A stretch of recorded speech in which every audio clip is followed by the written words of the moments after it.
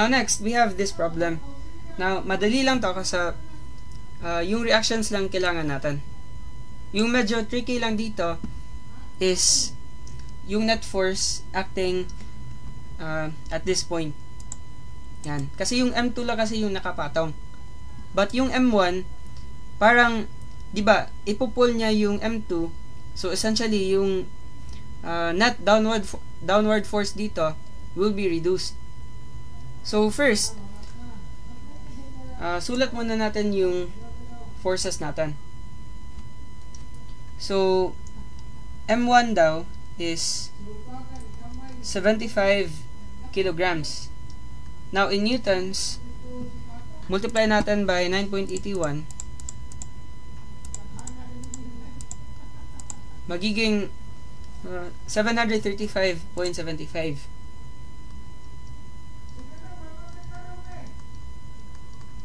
Yan. And then, 225 kilograms naman is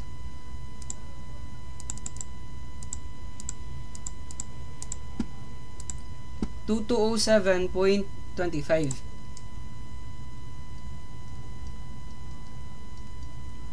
Now first, we can cut this. Yan.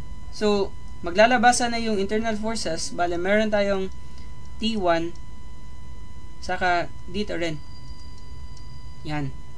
So, the magnitude of this force is 735.75 newtons, diba? So, if this is T1, pwede din natin tong i-cut. Yan. Now, cutting this, meron tayong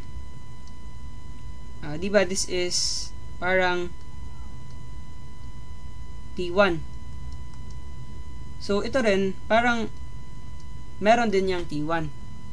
So, summing up forces, vertical pala, considering this cut, meron yung force na, ano ulit yan?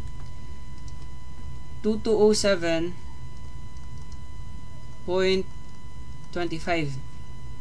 But again, considering this, yan, we can calculate the net downward force which is acting at this point. So, sabihin natin W. So, we have W equals 2207.25 minus natin yung T1. Yan. So, W pala is 2207.25 minus 735.75.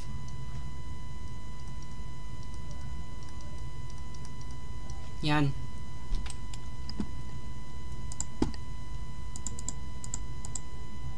So, this is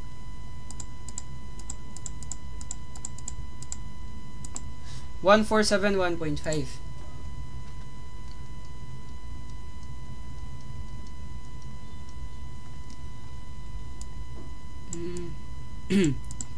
And then this is newtons na.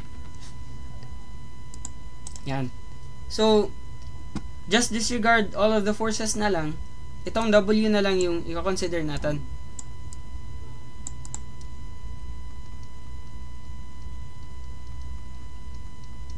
Yan. So, yung first natin pwedeng kunin is ito, the tension of the cable at B. Kasi we can take moments about A. Hinge kasi yan, so meron yan siyang dalawang forces. Merong AY, meron ding AX. But ito, we can just reduce this into components. So, if this is 1, this is square root of 2. Yan, pwede natin yung i-draw ulit. And then the hypotenuse is square root of 2 squared plus 1 squared, magiging square root of 5. Yan. So, taking moments about A, meron tayong 1471.5 multiply natin by 520 mm, and then we have the vertical component of the cable kasi yung horizontal component niya, yung line of action tatama sa point A, so hindi na yan kasala, so only the vertical component. Now it will cause a counterclockwise rotation about A. So we have to use minus, and then tension ng cable, so gawin natin TB, ano na lang, TBC na lang, let's say this is C, multiplied by 2 over square root of 5 kasi vertical,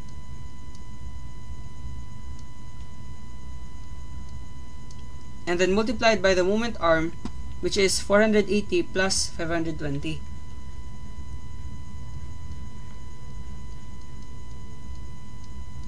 Yan. So, solve natin yung tension. Magiging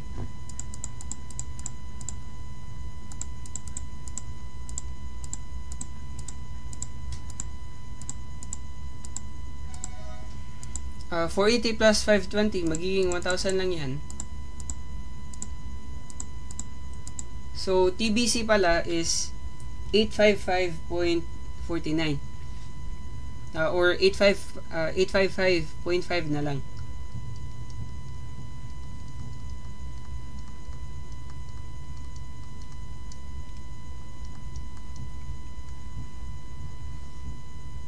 Yan. So, sagot pala natin is letter E. Yan.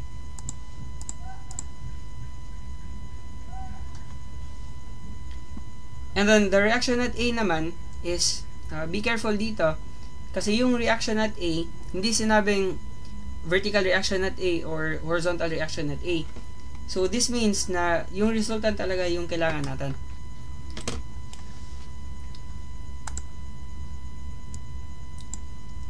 So, to solve AX,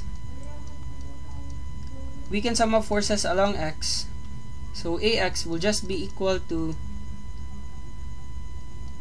the X component of the tension of this cable. So, parang TBC multiplied by 1, yung X component, divided by the hypotenuse. Yan. So, ano pala, since this is acting to the right, yung AX pala natin must be acting to the left. Change na lang natin yung assumption so that we can use this. Yan. So, 855.5 times 1 over square root of 5. So, magiging 382.59.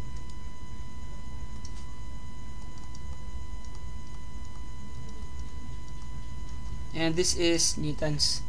And then, for AY naman, you have two options. You can sum up moments about B, or you can just sum up forces along Y. So, gagawin ko, I will just sum up forces along Y na lang. So, AY is essentially the downward forces minus the vertical component of this tensile force. So, 1471.5 minus 855.5 multiplied by 2 over square root of 5.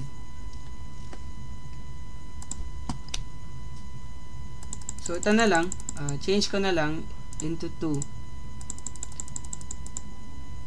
And then 1471.5 minus this value. So, we have 706.32.